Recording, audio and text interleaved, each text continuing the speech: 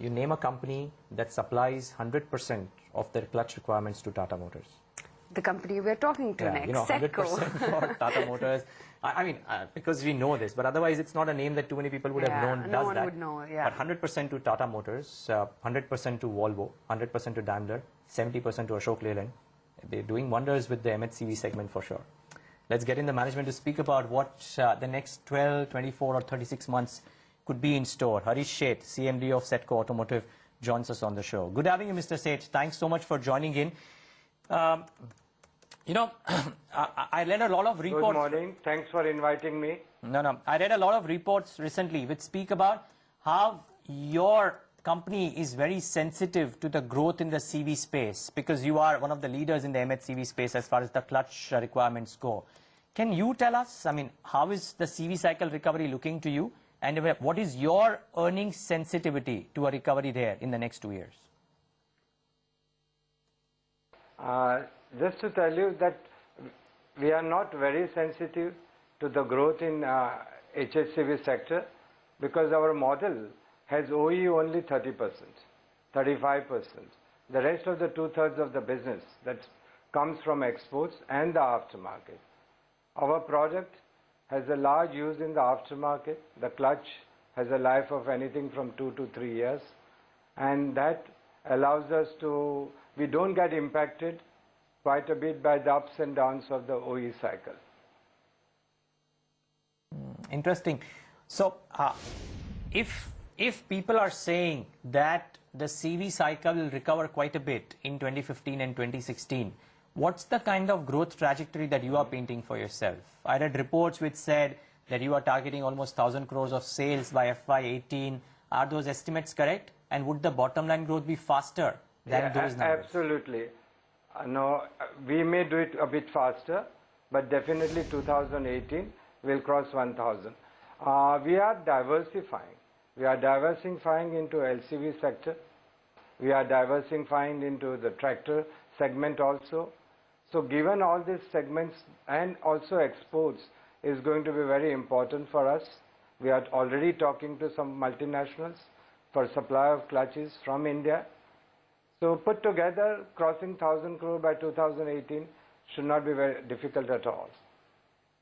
Mr. Sheth, morning. So by 2018, this target figure that you're just talking about, what is going to be the export component?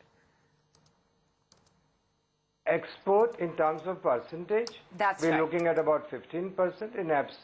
In absolute term, it would be over 150 crores. Okay, interesting. Now you spoke about the newer segments that you are going in. One of the reports stated that the LCV and the tractor clutches that you are venturing into would form quite a bit or about 20% of your top line going ahead. But these are lower price points. If indeed those start contributing, won't an uptick there impact your return ratios, your operating margins going ahead? Your point is very right. These two particular areas, the returns, the EBITDA margins will be a little lower than, but considering that we are going to be growing in export market, we are going to have an aftermarket where EBITDA margins are much better compared to your OE margin in MHCV segment. So overall, we expect our EBITDA margins to keep growing. So operationally, Mr. Sheth, what is it that we can expect in terms of margin uptick from you, say, in the next 1 to 2 years? What is the number that we're looking at? Well, partly also it will depend upon what happens to the commodity market, because we are sensitive to the movement in commodity market and in foreign exchange. But if you consider the current levels, we are looking at the EBITDA margin anything between 18 and 19%. So let's put this into perspective. In 3 years' time, from FY14 sales of 350 odd crores, you target 1,000 odd crores, and you're saying you could do it faster. So which would mean what, a 25 to a 30% CAGR growth on the top line. If indeed your OPMs are going to expand, are you saying that your bottom line growth over the next 3 or 4 years could clock in at what, a 35 to a 40% CAGR? Is that a realistic assumption? That's right. Okay. It's very realistic, and that's very true for all engineering industry. Once you cross the break-even point, the growth in EBITDA is much faster. Just to cite you an example, first 6 months, we have grown in our top line by 55%, but our operating EBITDA has improved by 85%. Okay. So what are the dangers to this assumption, Mr. Sheth? I mean, the top line assumption, of course, and more importantly, the operational assumption. Operational assumptions, the danger will be foreign exchange, because our exports and imports both rely on the moment of exchange. But of course, it gets neutralized because in a way, if the imports and exports are almost same, then either direction of the foreign exchange movement will either benefit us on exports or on imports. So that's not a bad thing. And another thing, commodity prices. But generally, principle in India is that the OEs do compensate us for all movements of the commodity pricing. It may happen once in 6 months, it may happen once in a year. So considering that, and if our GDP growth continues, what we are talking about 6-7%, then naturally this particular industry is very much connected to the GDP growth.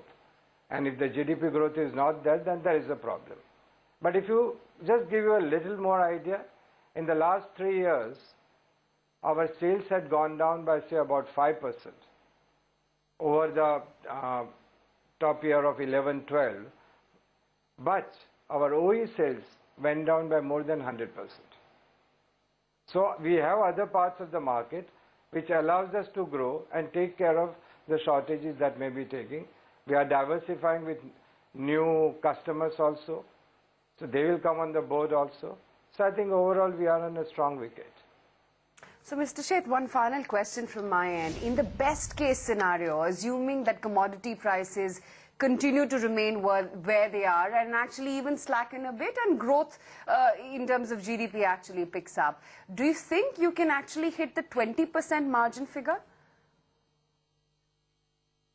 Well, we are trying, but you know, it's a tall order, but we are trying.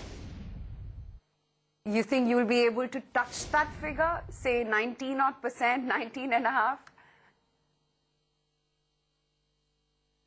We are fairly certain, but it depends upon so many different things. Most important, efficiency in the factory is also very important. So we should not lose sight of that. Great. Mr. Sheth, we wish you all the best with your newer segments as well, and hope the next 4 years. And also where we are going to improve our margins is that we are putting up a foundry, which is at about investing 180 crores. And that will control our margins, help us reduce our cost of production. Not only that, we are investing heavily where we are importing goods to manufacture in India in our factory. So that will improve. So we expect our raw material, which is running around 60-61% today, to improve overall going into future. Okay. Mr. Sheth, we wish you all the best. Thanks so much for joining in, and we look forward to have you more often on this forum as well. Thanks for taking the time out. Thank you. Thank you very much for inviting. That's Setco Automotive. Not too many people would have known this, but they supply quite a bit to Tata Motors, Daimler, Volvo, Ashok Leyland, and the management confident, or reasonably confident, about a 25 to a 30% top line CAGR growth for the next 3 years, and a bottom line CAGR growth of almost 40% for the next 3 odd years. So that is what the management is commenting on. Setco Automotive, volumes are thin. The stock has done well in the last couple of years as well. Okay, the markets are doing okay too. 8312, about 19 odd points for the Nifty. Yep, that's about it for the Nifty.